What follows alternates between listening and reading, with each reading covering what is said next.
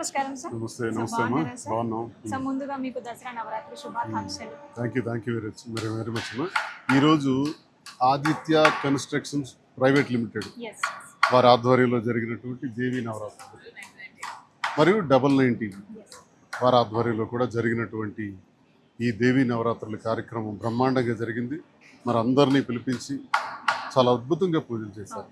ఈ 9 రోజులు కూడా పూజలు చేసి 4వ తారీఖున నిమజ్జనం చేయడానికి ఏర్పాట్లన్నీ చేస్తున్నారు. మరి ఆ దేవి అమ్మవారి తలకి ఆశీస్సులు అందరికీ ఉండాలని, ప్రతి ఒక్కరూ ఆయుర ఆరోగ్యాలతో అష్టైశ్వర్యాలతో ఉండాలని, మరి అమ్మవారు అందరికీ ఆశీర్వదించాలని నేను కోరుకుంటున్నాను. సార్, ఈ నవరాత్రి ఉత్సవాలలో ఒక్కొక్క రోజు ఒక్కో అలంకారంతో ఒక్కో విధంగా ప్రతిరోజు పూజలు అందుకుంటారు. మరి ఈ నవరాత్రుల గురించి మీ మాటల్లో తెలుసుకోవాలనుకుంటే ఏం చెప్తారు?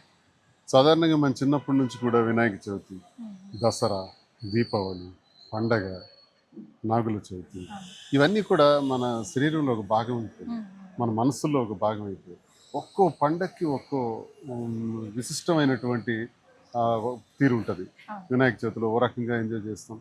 దుర్గా నవరాత్రులు కూడా, ఈ నవరాత్రులు చాలా గొప్పవి అని శాస్త్రం చెప్తుంది. అర్జునుడు, పాండవులు విరాటరాజు కొలువులో వారి మొత్తం రహస్యంగా అక్కడ ఉండటం జరుగుతుంది. వారు బయటపడటానికి విజయదశమి రోజు వారు వేదికగా తీసుకొని మరి కౌరవులపై ఆవుల్ని దొంగలాడినటువంటి వారిపైన, కౌరవులపైన దాడి చేయడానికి ఈరోజే అర్జునుడు మరి జమ్మి చెట్టు పైన ఉన్నటువంటి అస్త్రాలను తీసి ఈరోజే వారిపైన యుద్ధం చేయడం జరుగుతుంది. అంతటి ప్రాముఖ్యత కలిగినటువంటి విజయదశమి.